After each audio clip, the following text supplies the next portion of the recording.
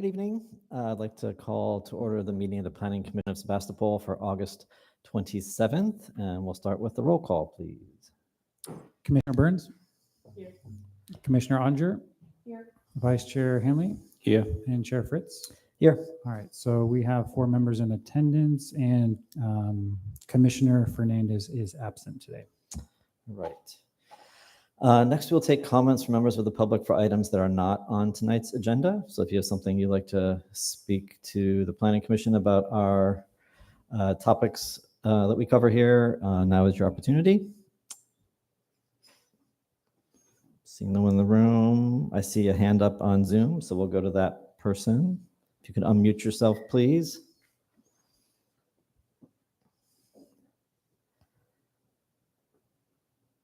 Can you hear me?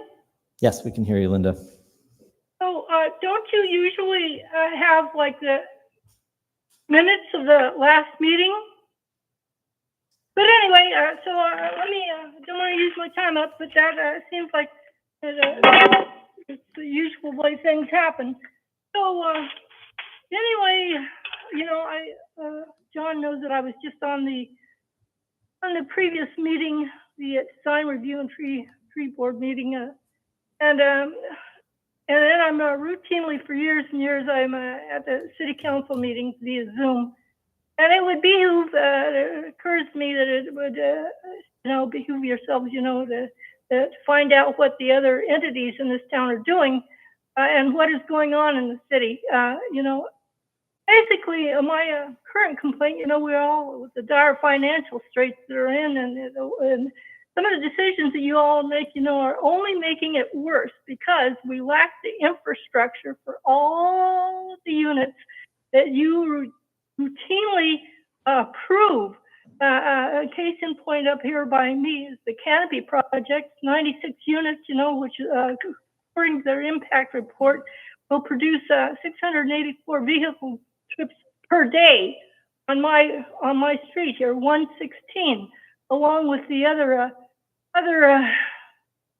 new housing for the I'm sorry to say, but largely addicts and drug users that have been for the last 2 years, my neighbors. The street where there continue to be 5 vacant commercial outlets because of the theft and the crime and the trash and everything else. And it seems to me that you all have not been able to find your way up here to take a look at it yet. In addition to this, we lack the infrastructure, the roads, which, as I said before, rated at 40% of them are at 40 out of 100, which is poor. And then the lack of water, the pipes and the sewage, and then pipes. And then to put it on, we've had seven police chiefs in 6 years. Ron Nelson is leaving us on October 26th. We've had three of our fine cops that have and gone to Roner Park. So you need to stop, build, and start looking at the consequences of your decisions. Thank you. Oh, and there's 50% of the police time is used up dealing with the homeless population. And there's a very good report that Don Schwartz put out here. It's you all need to get your hands on it. It's a report by the departments for July. It is just very, very revealing how our city departments spend their time and what they're doing. And by the way, the wireless water meters are failing, and that's more cost, and those things should never have been put in. They cost $5.6 million total. 2 minutes are up. Thank you.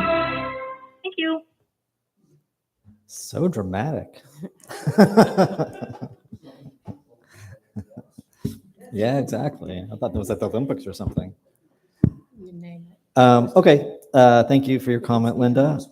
Seeing no other public comment, we will move on to statements of conflict of interest. Does anyone have a conflict of interest for tonight? Doesn't look like anyone. Then we'll move on to approval of minutes. We've actually already approved the minutes of October 10th, 2023 and November 14th of 2023. So all we have today is July 23rd of 2024. Does anyone have any comments or corrections or motions?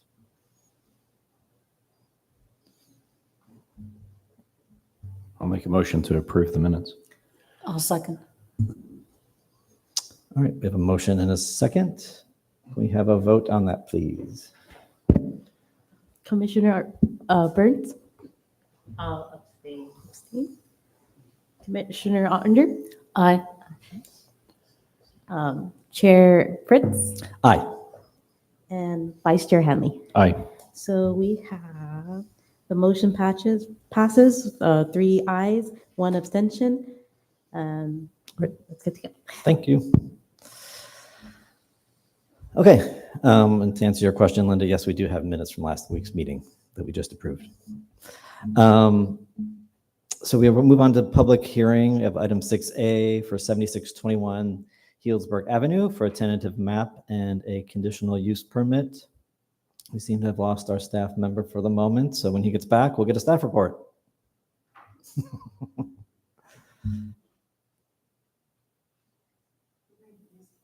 Yeah.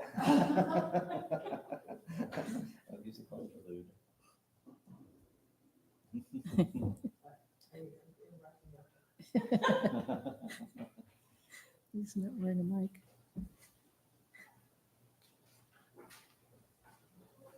Oh, I don't want.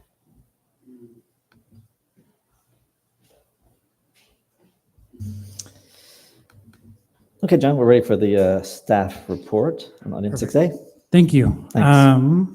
So the applicant, Kathy Austin, has submitted a tentative map and conditional use permit for 100% residential within a commercial zone project located at 7621 Healdsburg Avenue. The project is a 12-unit apartment building on the frontage of Healdsburg Avenue and attached townhomes on the southern end of the property that faces Murphy Avenue. The apartment units would be accessible from Healdsburg Avenue with parking in the rear of the building, along with an ADA elevator access on the western side of the building. And the townhomes would have single car garage and 1 car parking spots. So a little background on this project. The applicant met with city staff as part of a pre-application conference in May of 2022. In December of the same year, the applicant had a preliminary review with the design review board to discuss the project. And then in January of 2023, the applicant met with the Planning Commission in a preliminary review as well for the project. The theme of both of those preliminary reviews were that both boards encouraged the applicant to do a full residential project instead of previously proposed ground floor commercial building along Healdsburg Avenue. During the time of the last preliminary review and the applicant proposal, the previous planning director requested that the driveway along Healdsburg Avenue be moved to the west side of the site, and the applicant did make this change. Another component of the project would be that making sure that it meets the CEQA, California Environmental Quality Act infill development exemption, was to do a traffic study. And the conclusion of that traffic study recommends that the driveway be placed back in the previous location to the east. As part of the recommendations to City Council, the request from the applicant is to provide an updated final map of this driveway change before it goes to the City Council meeting in October. However, if the commission does not feel comfortable granting this condition, then it would require the applicant to come back to a future meeting with this map change. Staff is in favor of the former, as the project dynamics do not change other than the building moving a few feet to the west. Lastly, I do want to make a note that in the recommendation part of the staff report, there is a note referring to a density bonus request for building height. That is not part of this project, so we would request that it be strict from the recommendation there. With that, the project is also subject to the inclusionary housing requirements as part of the Sebastopol Municipal Code. Those requirements are listed as a condition of approval that during the recordation of the final map, the income level units and the amount of units would be noted on the final map. So that would come back to City Council as a final condition. With that, I will conclude my staff report and happy to answer any other questions. After that, the applicant does have a presentation that's more geared towards the project and has renderings and the design that I will forward on to her. Thank you. Any questions of staff?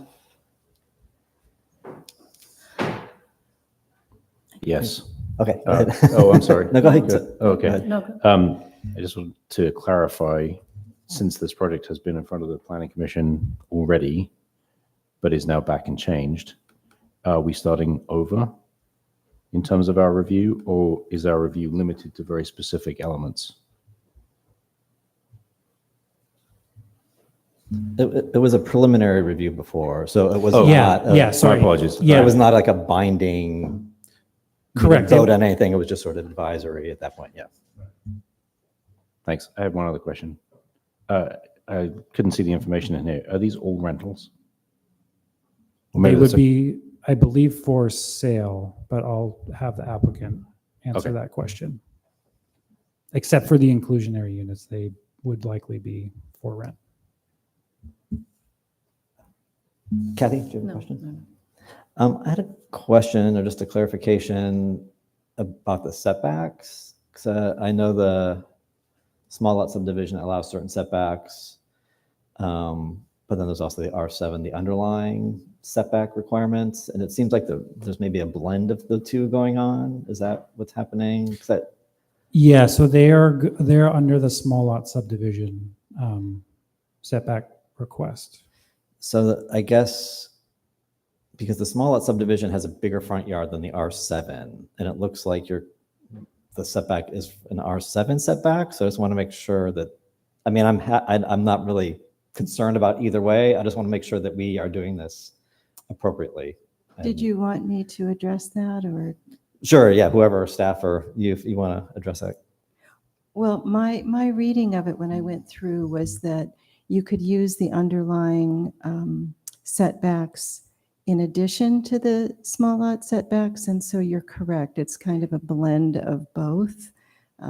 If you feel that's wrong, I'm sorry, but that was my reading of it.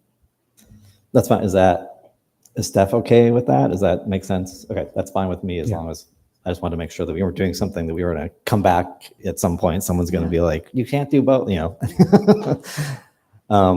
Great, thank you. And then, I'm sorry, could you answer Seth's question? Did you, I didn't know if you wanted me to answer right away. Yeah, So, you can, yeah, um, about the rental or, The apartments will totally be rentals. Those are not designed to be condos or anything of this sort. The townhomes will eventually offer ownership possibilities. It really depends at the time of construction, whether it makes more sense to put them up for sale or to rent. I don't know if you're familiar with the Barlow Crossing townhomes. I designed those as well. And so they're on individual lots, so they could be owned, but initially there's a greater need for rentals. The amount that you'd have to sell for is kind of out of most people's price range. And so they will most likely be rentals, but that doesn't mean that at some point they couldn't be ownership. Thank you. any other questions of staff at this point?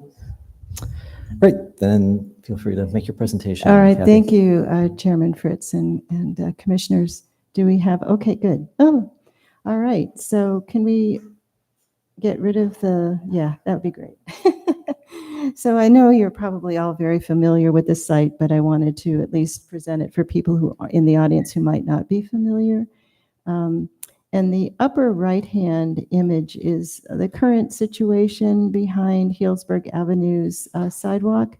When we initially started the project and did our tree study, there were 3 oak trees in that area, and they fell down in one of the very severe storms, and we had to remove them per the city. They had collapsed. And so there's 3 less trees than we started with, but it has nothing to do with the development. They fell down. And I wanted to show the image on the lower right. That's the current driveway that goes into the site. There's an abandoned building there, about 1,100 square feet, and that was its driveway.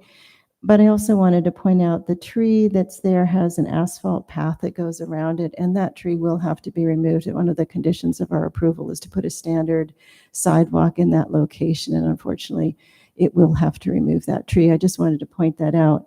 But in the lower left, to the right of the white building, there's a bright green tree. We're retaining that tree. So anyway, next.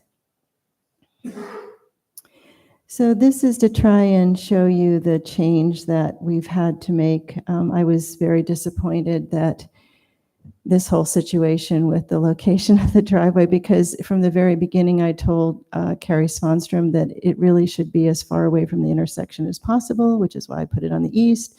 And she insisted that we look at moving it to the west.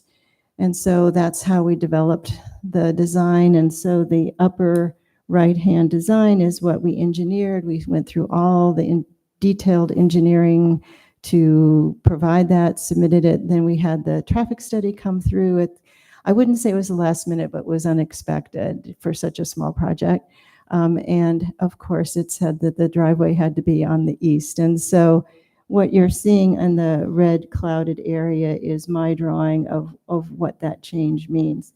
So we basically have to slide the units 1 through 6 to the west slightly, and we flip the location of the elevator and the stairs so that there's room for the driveway to come in. There's exact same number of parking spaces. We're saving the exact same number of trees on the easterly property line. It's just that we had to flip that parking. And really nothing changes from the middle of the parking to the south. It's just a shift of the building. Next. This is the design our landscape architect did. Sandy Reed also worked with me on the Barlow when we did the Barlow, and she does beautiful work. And so you'll see the driveway. We've not asked her to change her drawings yet until we get through this stage, but this gives you a really good idea of what we're proposing to do. So all the trees that are ghosted are the existing trees we're proposing to save. And then the larger green trees are 24-inch box oak trees that we're proposing to plant as part of the mitigation for the trees in the center that we do have to remove. And then there are more other trees that are at a smaller scale. And then we'll have trees all along Healdsburg Avenue. I imagine there'll be crepe myrtles because that's typically what the city wants us to do.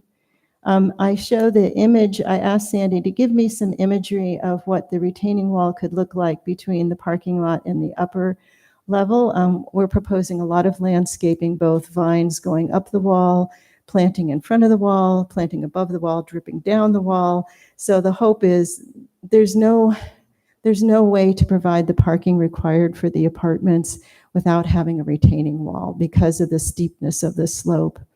And when I first proposed this project, I thought I could manage a through street, a through private drive. And then working with the civil engineer, it became apparent that we would have to basically eliminate all the trees on the easterly side because of the root cut. And there would be in the inner curve a 12% slope, which is just not doable. So that's why we had to move to 2 separate access points. And it wasn't until we got into the engineering we really realized that. Okay, next, please. So these are the 2 street elevations. The upper one is the apartments facing onto Healdsburg, and the lower image is what you would see from Murphy Avenue, the new private driveway going in. We have room for both landscaping and stormwater mitigation. All stormwater is mitigated on site, and if you've had a chance to look at some of the civil engineering, you've seen where we're retaining all of that. Next, please. This is a little bit more realistic look. This is a perspective of the apartments above, and then from the parking lot, the rear. And I'm providing over 400 square feet of private outdoor space for every unit. On the lower image, you'll see that there's wood slats enclosing a patio area for each unit. On the upper one, there's a similar design of patio areas. However, because of the slope on the site and the access, we're elevated a bit on Healdsburg Avenue, about 3 feet, whereas the accessible path of travel is on the sidewalk into the part where you see along the parking lot. So there is definitely an accessible path of travel, but we're elevated somewhat onto Healdsburg, and it has to do with the 3-foot slope from one end of Healdsburg to the other of the site. Next, please. Okay, here is the plan for the units. And you can see, not 400, 140 square feet of outdoor area for the lower unit and 104 square feet for the upper unit. I saw one of your letters was from Paul Shabrock, and I just wanted to address that. There's no place where the private outdoor area is 3 feet. I'm not sure where he saw that. It's much larger than that. But because he's not an architect, he doesn't quite realize what we do under these circumstances to mitigate for sound. So I thought I'd address that really quickly. It's a very similar situation to the building I designed at 961 Gravenstein Highway South, where you have the commercial and the apartments above, and it has the tuck-under garage. And I've designed for Burbank Housing a project right next to railroad tracks, another nonprofit in Benicia directly above a freeway, and in senior housing in Healdsburg right off of Healdsburg Avenue. So I addressed this issue multiple times. I use Illingworth and Rodkin as our sound engineer, and what their recommendations are is additional mass in the walls and then sound mitigating windows. So we double up the amount of sheetrock inside on the 3 sides that face the wall, the sound locations, and you stagger them so there's no break in the sheetrock. And then the windows themselves, it's interesting the way they block sound is it's a dual pane, but the panes are 2 different depths. So there's no resonance that happens when you have the same thickness of glass, and it blocks the sound. And I used exactly that method in 961 Gravenstein Highway South, and my own little office building on South Main Street has those windows, and they work really, really well. So that is how we address the sound coming from the street. And then I go above and beyond code in addressing the sound between units, both above and below and side to side. And it's very typical for people to use a wider staggered stud wall construction between units. I don't do that. I'd have 2 separate walls with an airspace between. And I use homosote and resilient channels on one side of the wall, and it gets us above where we need to be per code. And then I use homosote again on the upper floor with plywood, and then there's insulation, resilient channel, and sheetrock in that floor-to-ceiling assembly. It also blocks sound, including impact sound.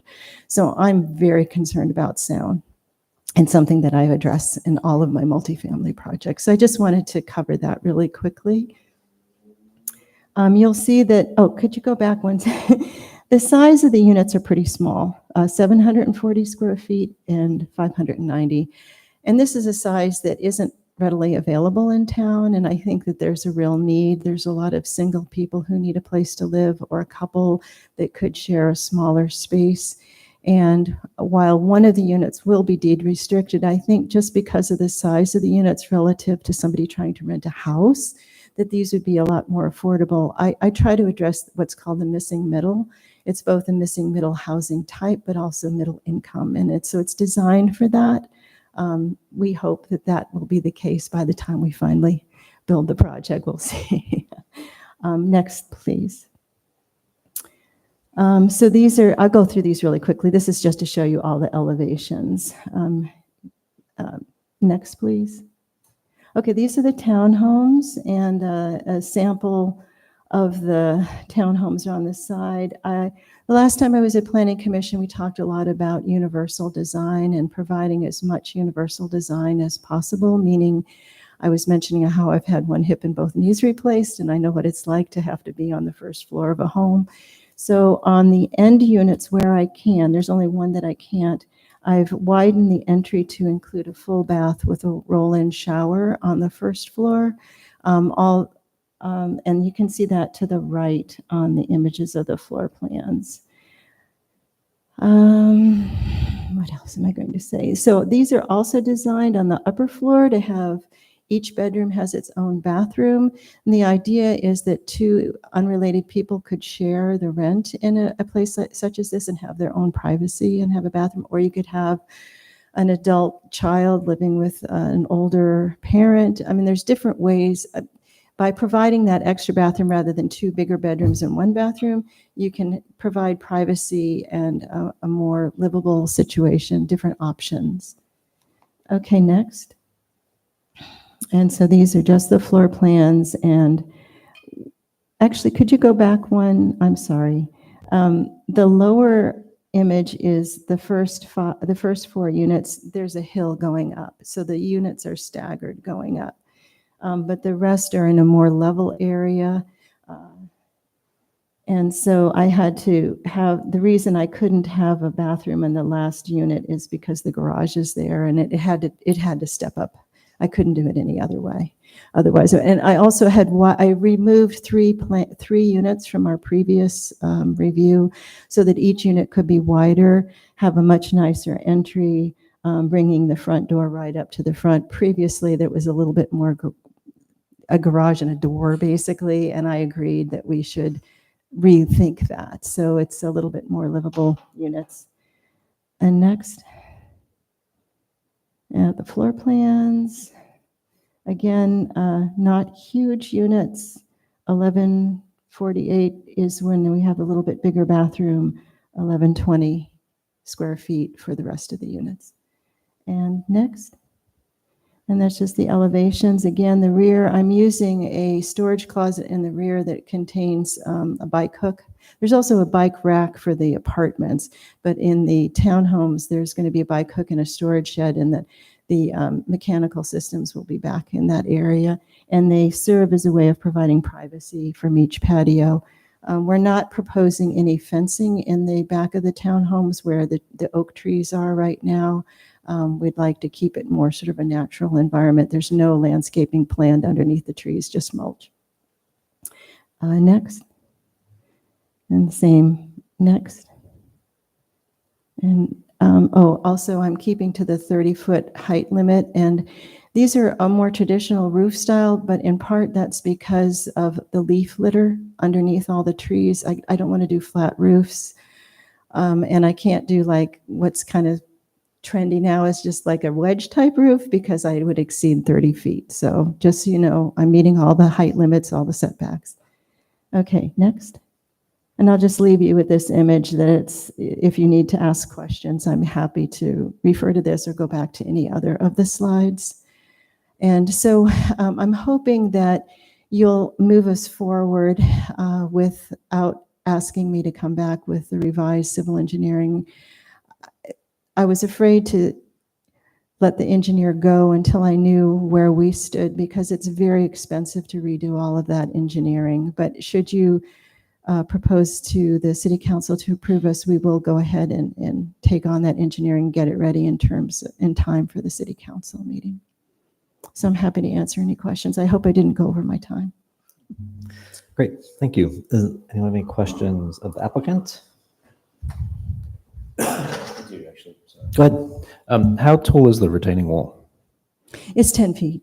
10 feet. Yeah. And then it has the guardrail on top of that. It does, but it'll be not a solid guardrail. I mean, you'll be able to see through it. Okay. Yes, and there's planting of vines to go down and then vines to come up, as well as tree planting in front of it. And I recognize that that's a bit much, but it's all we could do to make the site work for us. Understood.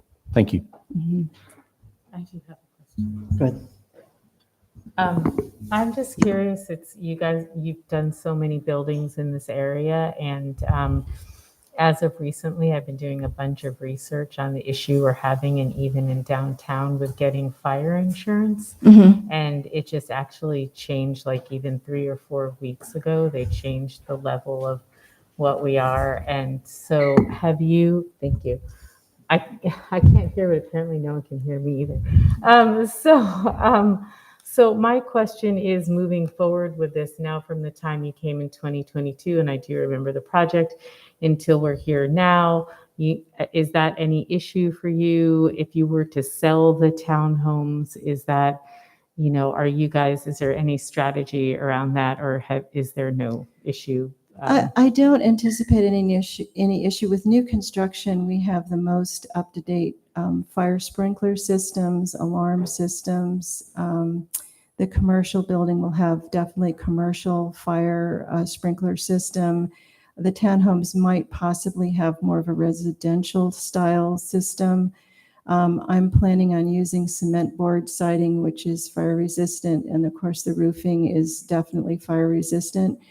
So we're not anticipating any issues we might need to prune some of the trees. I had a similar experience in a house I share with my sons where the insurance company wasn't going to renew our insurance unless we pruned the trees away from our roof. They didn't want any trees overhanging the roof. And I had to put a new roof on as well. But this will have a new roof, but there may be a few places where we'll have to trim back slightly.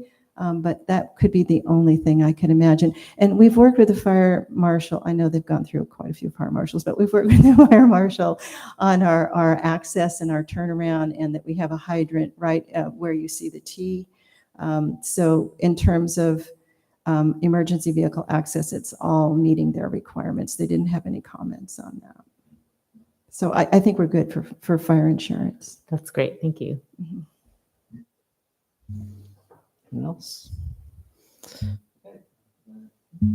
Then I will have a seat, please. And if you have any other questions, we'll let you know. Now I will open it up to members of the public. So if anyone from the public would like to speak on this item, you have 2 minutes. Please come up to the podium, and then we'll kind of go back and forth between in the room and online, if there's anyone online. So anyone like to make a comment, please step up. Hi, my name is Carol Capria, and I just have questions because I can't hear in this room very well. It's pretty difficult. So here I am in the speaker, here in the mic in my mouth. So I just need some clarification. I was really trying to listen hard. Initially, the driveway coming onto Healdsburg Avenue was closer to Murphy. So I know you can't answer my question. So now are you saying that driveway is going to be pushed farther away from Murphy Avenue, closer to Sushi Tozai? So there's that one question. Second question was, the house that's on the upper part of the property will be demolished for this development to take place. And the other thing is on the apartments that are facing Healdsburg Avenue. Did you say the entries were on the back side of the apartments or on the front side? Both. So the upper levels of the apartments enter from the back, and the lower levels of the apartments enter from the front. Okay, my last comment. How much time do I have here? 32 seconds. Okay, so we've been through the whole corner construction for 7, now going on 8 years. And when they turned the commercial into the residential, I stood up here and I said, oh my God, I would not want to live in those apartments on the corner of Murphy, right? I mean, it would feel to me like I was living in the road, in the street, with the noise, the traffic, the combined high schools, the bumper to bumper, nonstop. And I've also had personally almost 2 head-on collisions in that lane trying to turn from Healdsburg Avenue into Dufranc, coming both from the east and the west. And when the bike lanes were put in, they did away with the arrows. Thank you very much. Thanks, Carol. Thank you, Carol. Online, we'll go to Linda, I believe.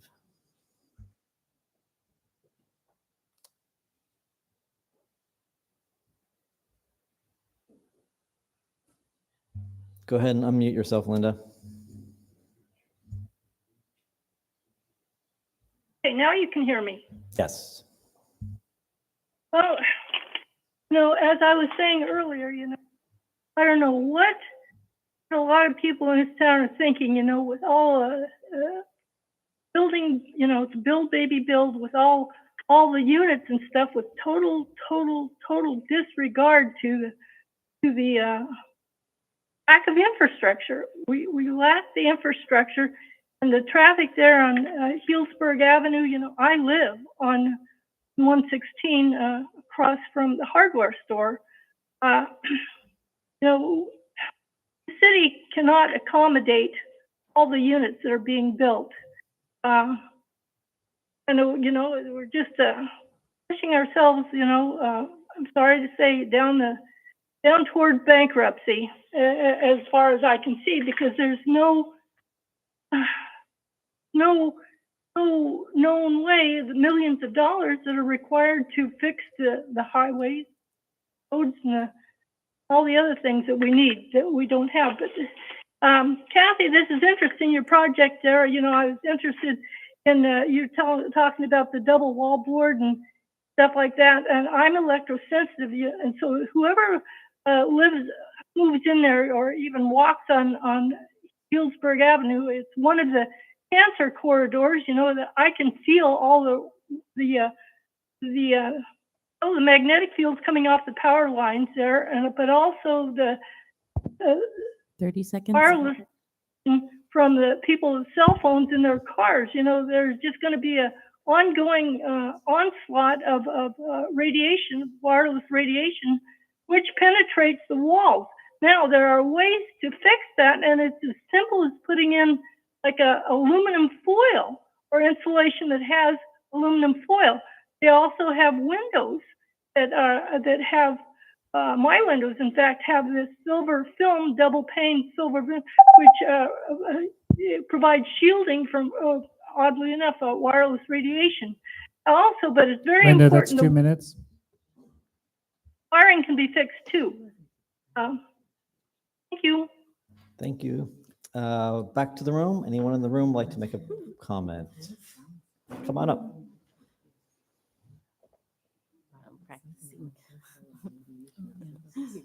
Hi, my name is Glenn Pino, 7650 Healdsburg Avenue.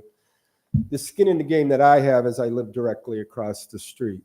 So I have two questions that I think, I'm fighting an uphill battle here regarding high density infill, this infill project. My first question is, how did we jump from the one commercial to resident building that was pre-approved or was being reviewed as an acceptable condition on this project to these 12 units? I mean, it seems to me that is a leap.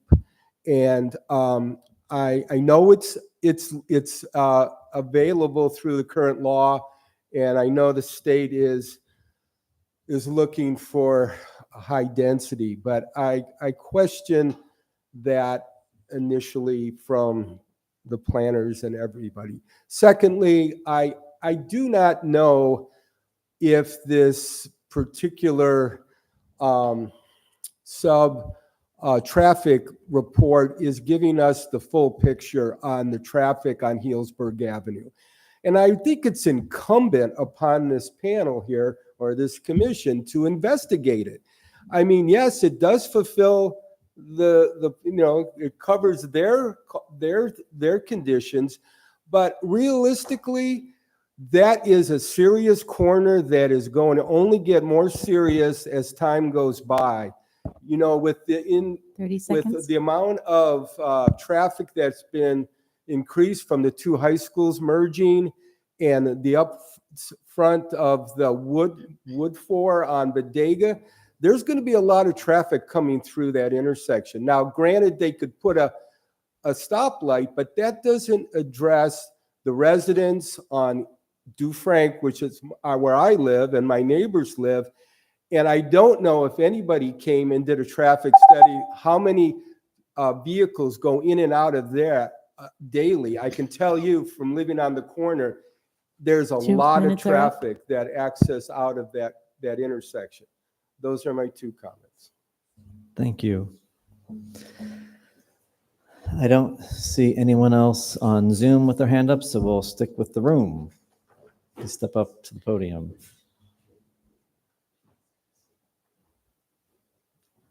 Hi, my name is Joel Newberg, and I've lived at 555 Dufrank Avenue for 48 years.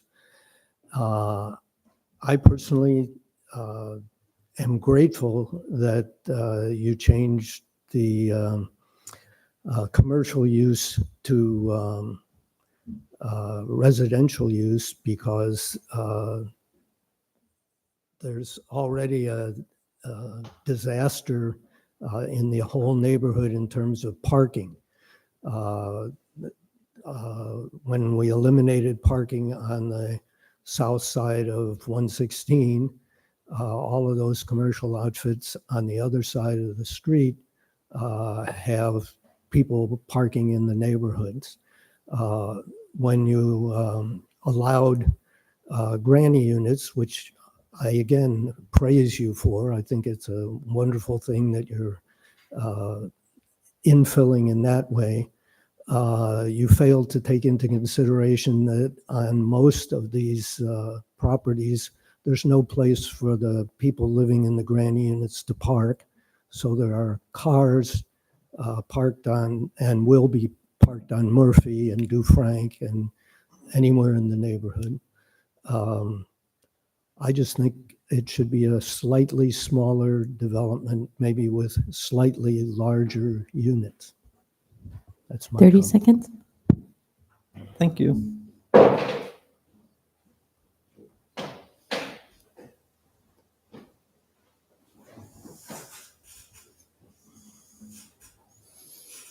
Well, pretty much everybody said what I'm up to, the traffic thing. My name is Nancy Moorhead. I live on Ellis Court, right off of Healdsburg.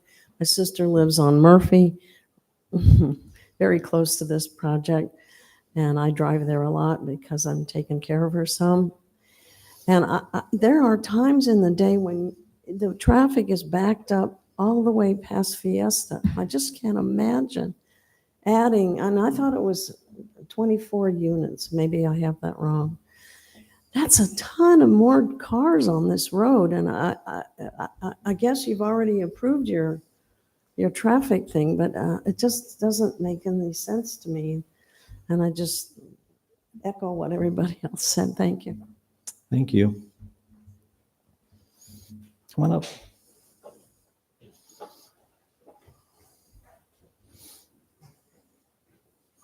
Hi, my name's Pam Newberg, and I live at 555 Dufrank. And I don't know if this has anything to do with this project, but as Carol mentioned, there is no turn lane into Dufrank. There's a turn coming from town to go in, and it's scary when you're coming from like Pacific Market, and it'll only get worse with this. So I'm hoping that when you do this development, and I'm for infill generally, I've worked towards infill, but I think I would hope that something's done so that we can be safe, get home safely. Thank you. Thank you. Anyone else? Not seeing anyone on Zoom, so I will close the public comment and bring this back to the commission for further discussion, deliberation. I wonder if we can get some air conditioning turned on in here. It's very stuffy. I do have a comment. I can start, yeah. All right, go ahead. You can start. As the merchant representative I'd like to address the question of, can I address the question of the? Okay, I didn't do that. I'm just saying. I'm hearing impaired, so John did that. Thank you. So can I address the question? Okay, I'd like to address the question about why this was turned from industrial, a retail, commercial site into housing, and being over 30 years in the downtown merchant, It is extremely hard to rent out retail space, and it sits empty, and it's not good for the community. It's very hard for merchants to make it. There have been positive strides, I will say, in the past 5 years with the Barlow coming in the hotel, and people are hanging on by a thread. If you haven't noticed, a lot of long-term businesses have gone out of business. And so there just really isn't a need for commercial space. However, our rental occupation, there's hardly any rentals. And, it's very competitive, it's very expensive, and there's a huge need so that's some of the driving force behind why we would, make that shift. I think it was it was great that you could pivot and we could make that shift and really meet the demands of the community and what we need. Also having something sit empty isn't, good for any investor either. So, and the other thing I'd like to address is the traffic, because I'll be known as Commissioner Traffic from here on out. I bring this up probably at every meeting. I have actually sat, and it doesn't just go to Fiesta. I live where you come down Mill Station, and let me tell you, it backs up all the way to there. It's impossible.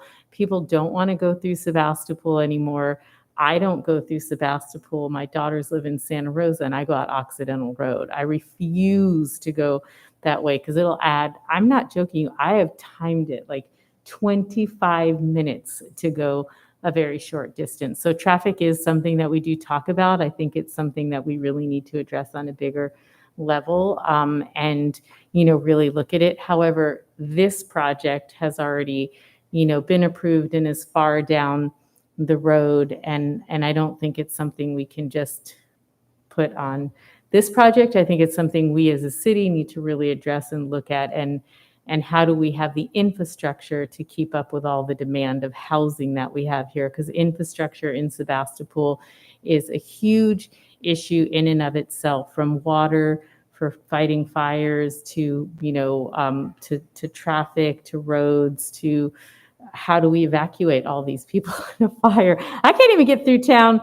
without a fire. So these are all issues that I think the commission needs to take on. I just think this is a separate agenda that I don't want to minimize all your comments. It's so near and dear to my heart, and I harp on this all the time. So I 100% agree. I just feel like it's on this table over here. It needs to be addressed, but it's not,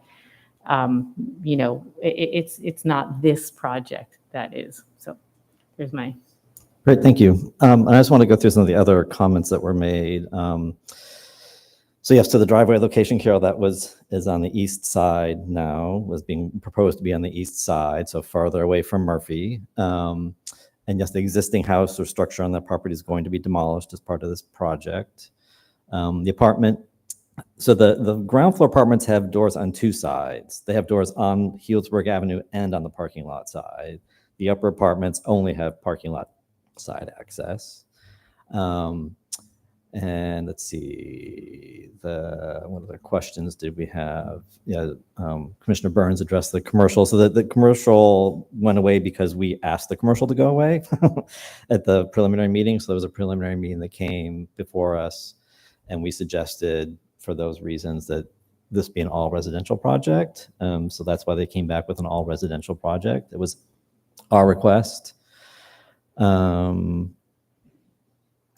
Let's see what else. I think that was all the questions we had.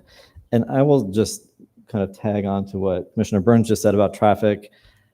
If we want to solve or have a dent in our traffic issue, we actually need more projects like this one, because these people who live here live in a place that is walkable in town, and they will be in their cars less. So if we don't provide housing opportunities for people in town, then those people are going to live out of town.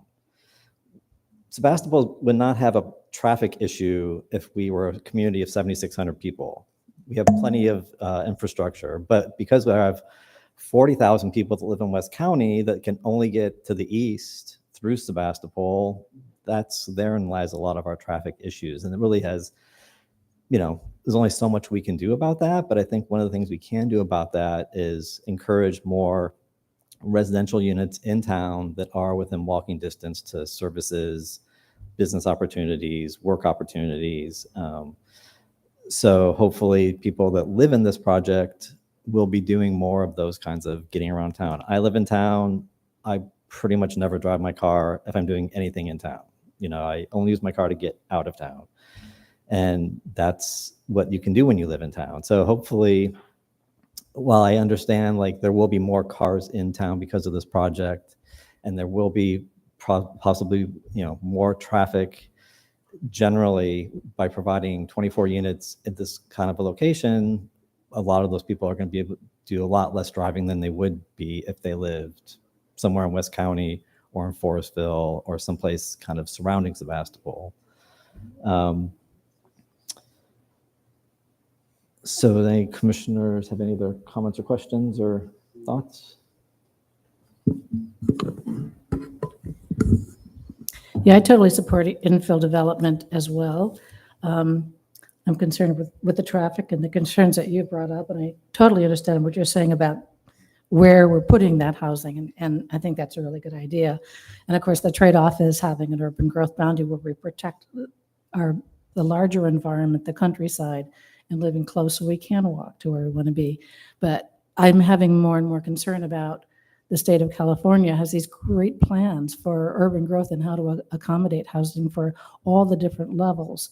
But when they're asking small towns to accomplish things that when we don't have freeways, we don't have all the major collector streets, and we don't have any hope of getting them, we can't even repair the streets we have.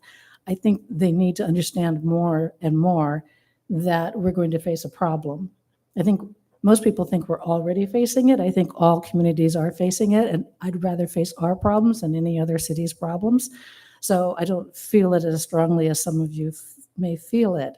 But I think at some point, and I don't know when, could we put it on the calendar? We need to start asking the state of California, whose policies I really do support, but I think they need to be sized differently for different communities based on their infrastructure and what we can possibly do. And the sooner we do that, the less money we will spend constantly hiring consultants to do the studies for things that eventually we won't be able to fix. And at some point, we know sitting in traffic is going to affect our commercial areas and our livelihood. Those are the people who will want to come to our town because it'll be crazy, even when they come to these wonderful hotels, which we're going to depend on.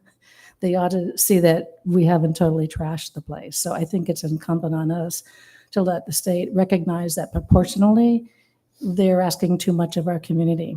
I'm happy to continue building this style housing and having a vibrant urban environment, but we need to do it properly. And perhaps the state can give us some guidance on how to do that so it doesn't impact the very few roads that we have. And I'm looking at you because I want it on the calendar at some point. I'm to writing ask it the down. state. Thank you.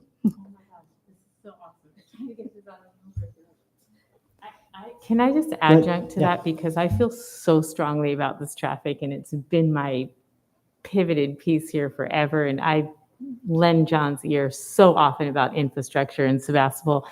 I actually have read a study and did a study about the people who live in town. Will that less impact your traffic? The answer is yes, it does, but not enough, because most people who live in Sebastopol don't work in Sebastopol. Most people who live in Sebastopol drive their children to school. I literally could not believe it. We conducted a year study wondering where were our customers coming from. People were driving 5 blocks to go to the store and circling for parking rather than walking. Groceries, it's an older community in Sebastopol. They don't carry their groceries 3 blocks. So unfortunately, while I think, yes, people who are healthy and younger and, are walking more, most people who live in the cities, I mean, maybe that's something else we should do as a city. You've really been great on this, is like, getting people to ride their bikes more, doing more bike path, getting people to walk more. But have you ever been to a grocery store and seen people fighting for the closest parking spot? At my gym, they do that. I'm like, you're here to work out. You're fighting for the closest parking space. So unfortunately, most people don't walk for their groceries, their jobs, their kids. So it's a really serious situation that we have, and it has already affected the downtown merchants. It's harder to get people to work here because they don't want to commute into Sebastopol. And people say all the time, I used to love coming to Sebastopol. I won't come anymore because the traffic is just crazy. So it is really at a, I think, red hot level. Again, not in association with what you're doing for the project, but just in general as a town. And I know we have to relook at our master plan because when it was written, we didn't have these crazy fires. We didn't have the huge drought that we have right now. So it's just, there are things we need to revisit as a planning commission to say, how are we going to have the forethought to take this city forward healthy and to be able to survive all the things that are coming to us? Because I'd rather be prepared than just have it hit us, so just. Thanks. Seth, you may. Counselor. Yeah, I'm not unsympathetic to your concerns about traffic. I live on Florence Avenue, and sometimes turning a left out of there is an exciting enterprise. You have to keep your wits about you. That said, I think we have to be clear as a community about what it is we're actually trying to achieve. And if we say we need more affordable housing, but we don't want to build it, then we have a problem. So this site, I think, ticks all the boxes. It's downtown. It's adjacent to main arterial routes, cycling and walking distance to town, stores, amenities, and obviously it's able to accommodate this project, which is dense and of a scale that I think people can actually afford. If we can't make this work, then we can't make any of it work. So that's my comment.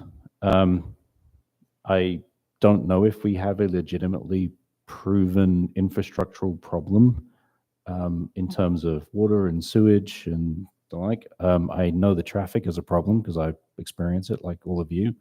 But I also don't think it's fair to limit Sebastopol's aspirations for itself because of 40,000 people potentially passing through that are snarling up the streets.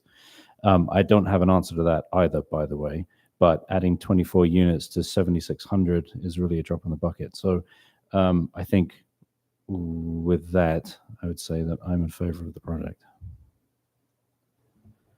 There's one other thing that I would like to bring up because it gets brought up a lot. And that's that, we can't afford to do these. We don't have the infrastructure. We can't afford to do this. Projects like this bring money to the city. They bring money to the city because there are going to be property taxes paid on this. It's an empty property right now. I don't know what the property taxes are on it, but I'm sure they're very, very small. When 24 units of housing get built there, the property tax is going to go skyrocketing for that property. The project will also pay impact fees of approximately $35,000 to $40,000 a unit. And that's a one-time fee, but that's a lot of money the city is going to get. The canopy, I did this calculation, the canopy project's going to contribute just in impact fees almost $3 million to the city.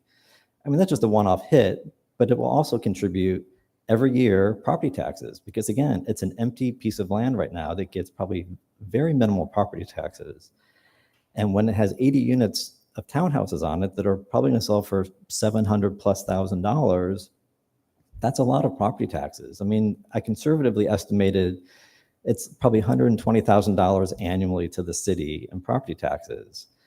That's probably a policeman. It's money for the senior center. It's money for the Ives Park and the pool. Like, this is money, real money to the city. So if we don't do these projects, that's what causes the city to have these money issues. Like, these projects help contribute to the financial wealth of the community.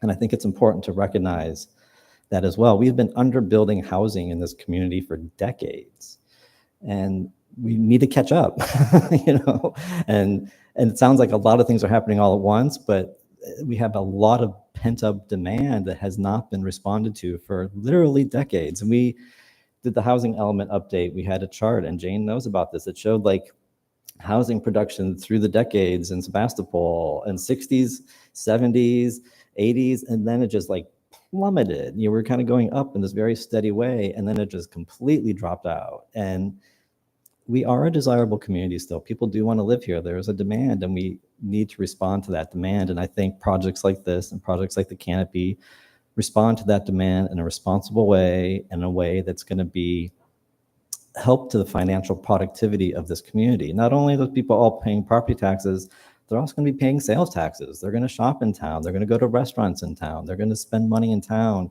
It helps our merchants and it helps our bottom line. So I think that that's all important to keep in mind when we talk about these issues. And yes, they're sometimes difficult to turn onto Healdsburg Avenue. We've all experienced that. But right now, you go out to Healdsburg Avenue, you can turn left and right all day long at 7 o'clock at night. You know, at 3 o'clock in the afternoon, absolutely not. There's 1,500 kids getting out of Annalee. They're all driving. Their kids are, you know, being picked up at Parkside and Brookhaven. It is a disaster. But, you know, there's very little we can do about that in this room. You know, we do have schools. Kids drive to school. There's inter-district transfers, so kids are coming from all over the place to go to school here. So there's a lot of complications to that. But I believe projects like this are important, and I think they're part of the solution in a lot of ways. So I'm very happy to support this project, and I don't personally, you know, need you to come back to us with a revised tentative map. I'm comfortable moving that on to the city council for approval. So I'm getting other people shaking their heads. Yes. So yeah, I think I'm happy to have a motion if anyone has no further comments. I have to find the language. Yeah, so we are moving. So this is a resolution. Just go back. So it's a resolution. What page? Recommending to the council. The resolution is on page. I did note that here. 216 of the PDF. And so it's a tentative map and use permit was what we're approving. It's going to take me 20 minutes to get down there to read it. I'm going to try and pull it up on the screen real quick. So, Okay, thank you. Actually, before we do that, I realized I do have a couple of questions just on some of the language I realized I forgot to go over. Yeah, you usually do have something. So dang it, I thought I was in the clear. On the resolution, so this is on page 216 of the PDF, the fourth whereas paragraph, it says, so in the middle of that paragraph says, which consists of subdividing one vacant parcels, which I think should be singular, into 12 townhome lots and one parcel. I think there's that to be include and the semicolon should be taken out. So it should be one parcel to be developed with, I'm not sure then. Something is wrongly worded there. I'm not sure what it's supposed to be. So 12 townhomes and one parcel to be developed into 12 apartments, maybe. I think that's what it should be. Yeah.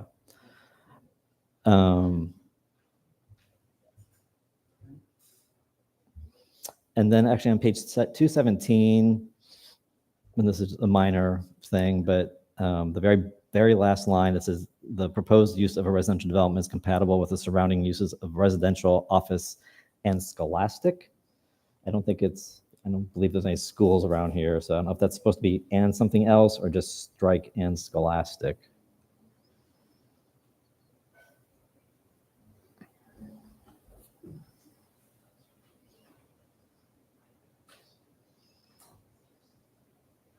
All right, so that's remove Okay. to just residential and office. Okay. So yes, that was my resolution, and I think I had a couple condition of approval number 24. This is on page 223 of the PDF. It starts with pursuant to SCOA, which I believe is Sebastopol, or the condition of approval 23 to prepare and submit site improvement plans, but that's not what condition of approval 23 is. Maybe that's supposed to be 22 or 21. I'm not sure which one that's supposed to be referring to, but definitely not 23.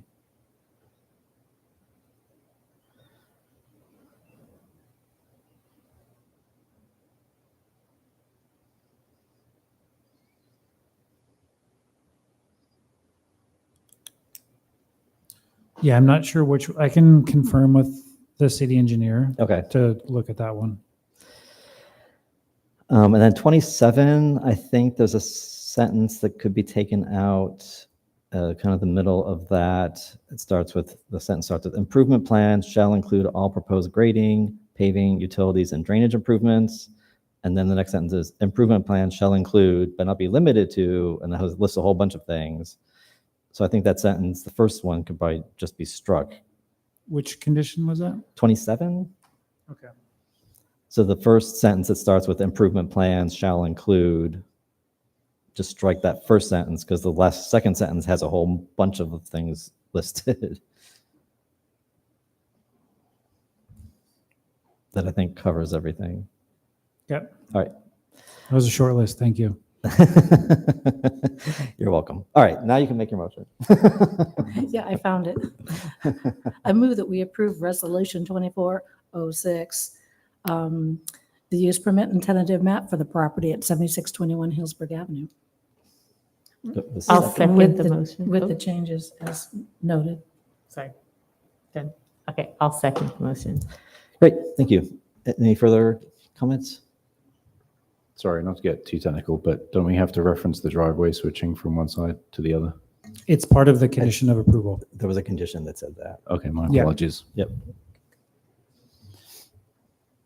Oh, and the other part of it would be finding it exempt from CEQA as part of the infill development. Got it. Does that You work, make that Kathy? amendment. Works for me. Okay, and Debbie? You're does okay with work that, for you? Debbie? Okay. Yes. All right. No further comments? Then we can take a vote, please. Okay. Commissioner Burns, Yes. Commissioner Ottinger, Aye. Vice Chair Henley, Aye. and Chair Fritz. Aye. All right, so that motion passes 4 ayes with 1 absence. And we will be moving to City Council. Great. In October.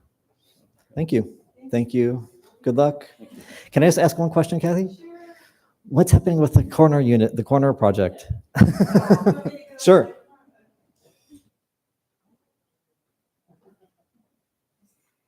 Well, I don't know if you know the whole story. I originally designed the project for a local family, and they sold it to someone who turned out to be a crook named Chris Luzak, who not only took them for a ton of money, but also, or they're the lender for a lot of money. They did terrible job in construction. The stairs were leaking going up to the units, along with other issues. And then we requested, because we were told there were no commercial tenants to take the lower level and it could be sitting empty for over a year, that we asked you if we could do 2 apartments.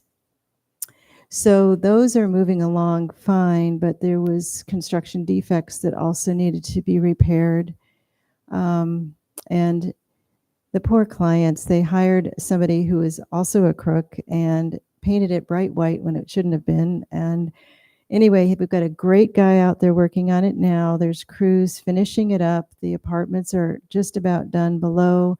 There's still work to do on those stairs going to the upper units, but we're hoping to rent them out soon. Unfortunately, there was a last minute glitch with the fire department asking for a monitoring system that's going to cost $13,000 and delay us another several weeks before we can get our certificate of occupancy. It's just been one difficult issue after another. So this person, Chris DeLuzak, screwed over everybody he ever worked with, and then he died. And so he left the client hanging with multiple properties all throughout Santa Rosa and Sonoma County, and he had to go into bankruptcy to buy them, and it's just been a nightmare. And I'm very sorry that it's been so hard for the community to see this. It's been terrible for me as the architect. I've never had anything like this happen. I've been doing this work for 30 years. It's been an anomaly. However, the client that owns it is a great guy. He's working really hard to wrap it up and get tenants in there as soon as possible. So thank you for your indulgence on the whole process. Great, thanks for the update. Yeah, Since you were yeah. here, we thought we'd grab your. Yeah, it's been a very sad story. So thank Sorry you. to hear that. Thanks.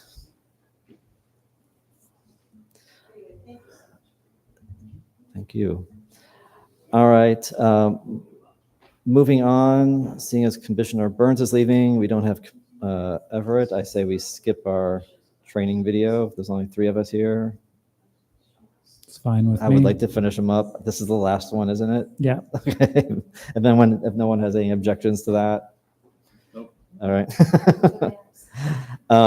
I don't think there's any subcommittees. Our planning director has left, but do you have an update for us, John? Sure, yeah. So I have a few updates that I can provide. The Woodmark project, which is on Bodega Avenue, is looking at having their final inspections by the end of this month. So they would be opening that first phase of 48 units for rental. And we're not sure, they haven't provided us with a timeline on when phase 2 will start construction. That'll be the remaining 33 units that will be built back there. The Canopy project, as Paul mentioned earlier, has pulled their site improvement grading permits. So those are under review right now, and then they are hopeful to have building permits submitted by mid-month. If all things go well and the weather stays nice, possible foundation construction by the end of this year, if possible. The other project at the north end, the St. Vincent de Paul at 845 Gravenstein Highway North, they were awarded the $6 million from HCD as part of their grant, with the city as kind of a co-sponsor on that. They are also looking at submitting their building permits here in the next couple months. That did go through the design review board and was approved last month. The hotel Sebastopol is still kind of on hold. They are waiting for some of the interest rates to drop down to a level for them to make the project pencil, because it is a very expensive project. But hopefully we'll be moving forward. The Barlow Hotel, which is the Gyaki building, and then their off-street parking will be the old cement batch plant parking lot. That is in review right now. We had their initial submittal in May. We sent them some incompleteness letter that needed some addressing, and they have resubmitted those documents. There's still a few other things that we're waiting on. The Huntley Square project, which is the one further down on Bodega Avenue, also has included or submitted their improvement plans and grading. There is a lot of frontage work that needs to be done on that site, so they will be kind of bridging that sidewalk gap that is there right now and providing some on-street parking as part of their project, and then doing the rest of the site grading. I don't have a time frame on when they're looking at submitting building permits, but hopefully early next year or end of this year. Sustainable Transportation Grant is still kind of moving forward. We had our stakeholder meetings in July, and the consultant is working on 2 parts of it right now: the participation plan, which is a requirement, and then also the existing conditions. So they're doing a bunch of traffic counts along the kind of connector streets like Burnett and some of those other ones along Main Street.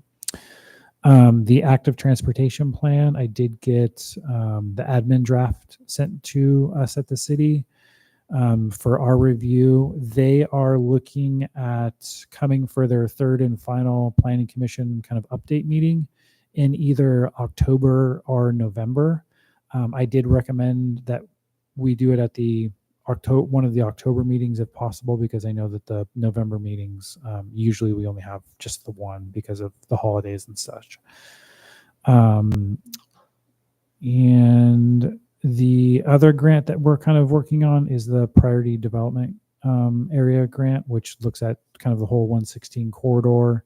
And that's mostly a workforce housing overlay district, which would kind of permit a lot of these commercially zoned projects to do residential without the need for a use permit and trying to streamline that process.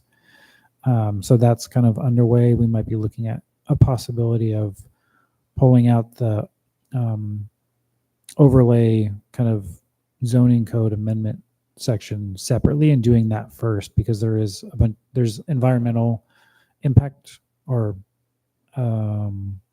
initial study that's going to be needed for the whole overlay district anyways. So if we can change the zoning allowance to allow that right now and not have it delay it another couple of years, will be helpful. And Jane is with us. They have had a couple interviews for the new community development director position. So hopefully within the next couple months, we'll have a full-time person on staff. But other than that, the one last thing, as subcommittees go, we are looking at working with Opticos again to develop or finish the SB9 standards that we had kind of started. We, as you know, we developed and adopted the objective design standards last year, and the SB9 standards are the second part of that project. So we'll be looking at kicking that grant work up here pretty soon. So Thanks. And then you and I had spoken about the first meeting in September, doing the walkabout meeting, correct? Yes. Still planned? Yeah, so that is still planned, the September 10th meeting. We would likely schedule it. It will be scheduled as a special meeting, and it'll start at 5 p.m. So we have a little extra daylight while we do that tour. I didn't want to set that in stone in case there was a continuation from this meeting for the subdivision map. Yeah. So, but since that's moving forward, then we will go forward with the walking tour. I think we'll go out. I didn't receive any additional locations as part of that layout or map that we discussed a couple meetings ago. Mm-hmm. So we will use that as our guide. And Great. From there.